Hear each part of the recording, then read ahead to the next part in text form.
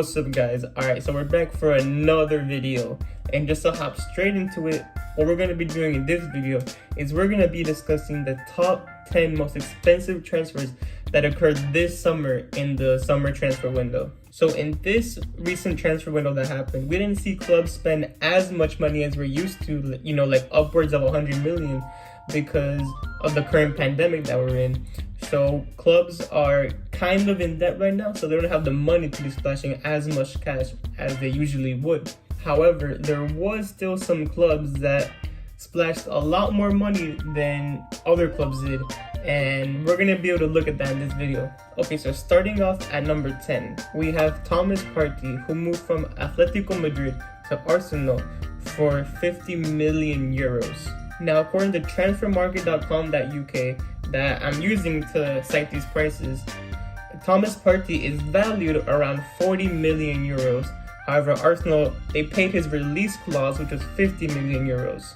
Now, all Arsenal fans are super excited about this transfer, and they're over the moon because it seems like Partey is exactly the type of player that they need, and it seems that he's the missing piece that Arteta needs to, you know, get out of 7th, 6th place and try to fight for the top 4. And you know, 50 million euros, although 50 million is a lot, of course, in this day and age, in this current transfer window, that's a pretty good price if I do say so myself.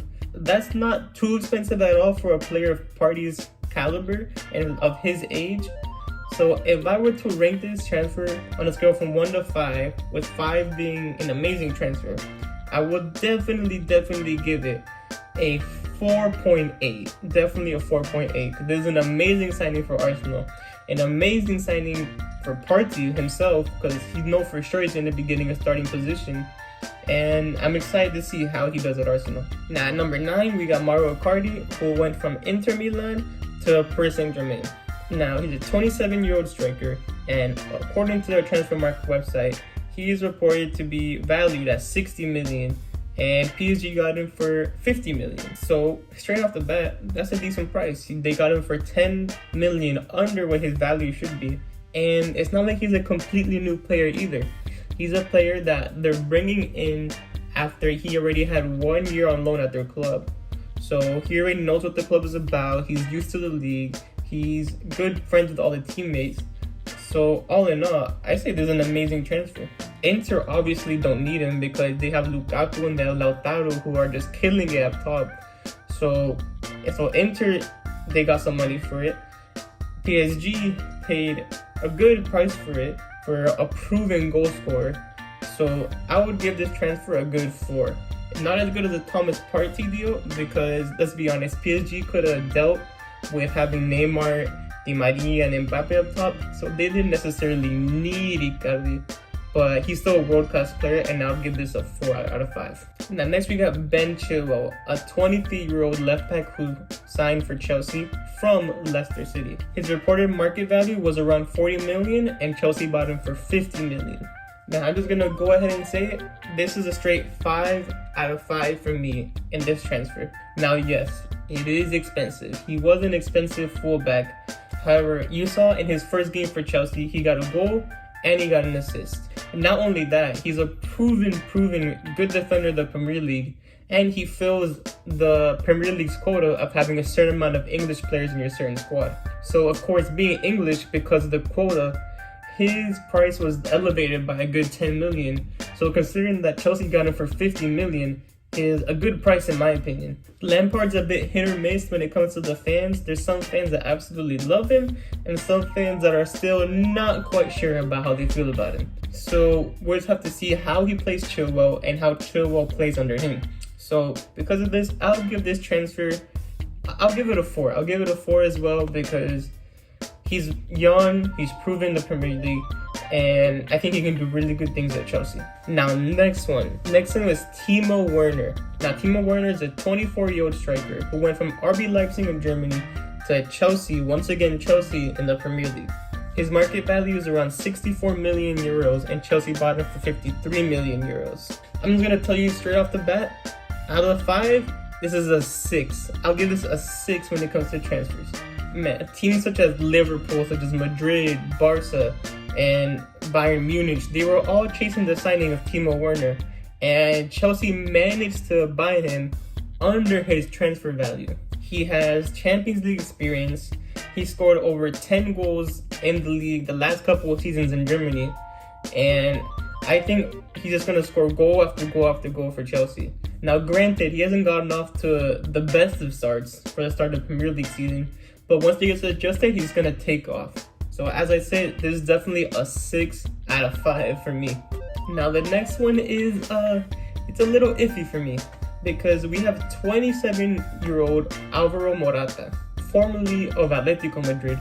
Morata decided to join Juventus for 56 million euros. Now, this website values him at 36 million euros, and I'm not too far off that myself. I believe that should be around what you should be paying for him, and Juventus paid almost 20 million more than that. Now, do Juventus really need a player like Alvaro Morata? A player who is most likely going to sit on the bench? Because there's no way he starts over Dybala. There's no way he starts over Ronaldo. So to pay that much money for a player to sit on the bench, was it really necessary? I do not think so. He has not been doing too well since he left Chelsea a couple years ago to go to Atletico. He's gonna get you goals. He's gonna score double digits at the very least. And he can do a good job against the smaller clubs in Italy. But in terms of Juventus trying to find that Champions League trophy, I do not think Alvaro Morata is the player to do that for them. Because of this, I'm going to have to give him a 2, and that's being generous for me. So yeah, I'll give him a 2, but that's just being generous on my part, to be honest with you. Now, going into number 5, we have Miralem Pjanic, 30-year-old center midfielder that joined Barcelona from Juventus for 60 million euros. And this website, they price him at about 45 million euros.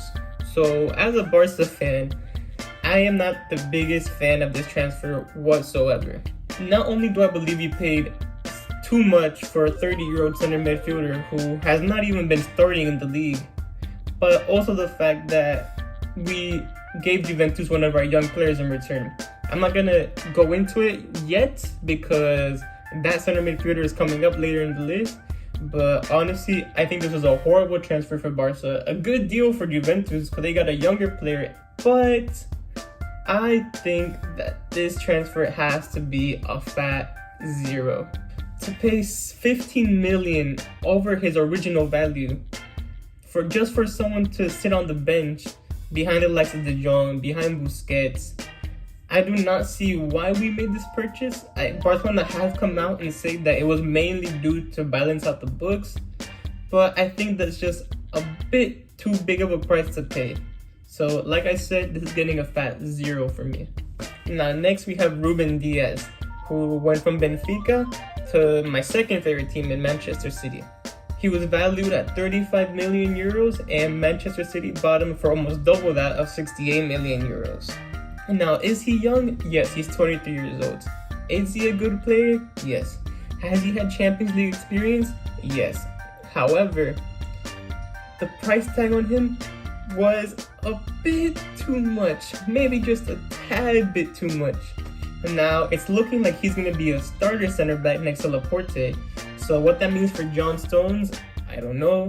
Because Manchester City paid a good amount of money for him a couple of years back. So that's just more money down the drain for Manchester City. So although he's gonna be a good player, hopefully, I have to give this a 3, maybe a 3, 2.5-ish, because I think he's gonna be successful, but just the price tag was a bit too much, and I do not think he's worth it. Now the next one is an interesting one. It is Victor Osimhen, a 21-year-old striker who joined Napoli from Olympic Lyon in the League One. He was valued at 40 million and Napoli bought him for 70 million. Now this transfer can either go one of 2 ways. It can either be an amazing signing where Napoli got a good deal and he turns out to be an amazing player like Cavani was back in the day, or we look back at this at the end of the season and we see that he just flopped and it was a total waste of money. Looking at it right now, only a couple games into the season, I am not too sure if that amount of money was worth it. Considering that Timo Werner joined Chelsea for 53 million and that Napoli's paying 70 million for Victor Osimhen, that's not a good sign. Now, I'll give this in the middle. I'll give him a 3.5, because he could turn out to be really good and worth the price, but we just don't know yet. The truth is we just don't know yet, so we just have to wait and see with that one. Now, the next one is a player that I previously mentioned, and it's Arthur. The 24-year-old center midfielder joined Juventus for around 70 million euros. He was valued at 56, but Juventus bought him for 72.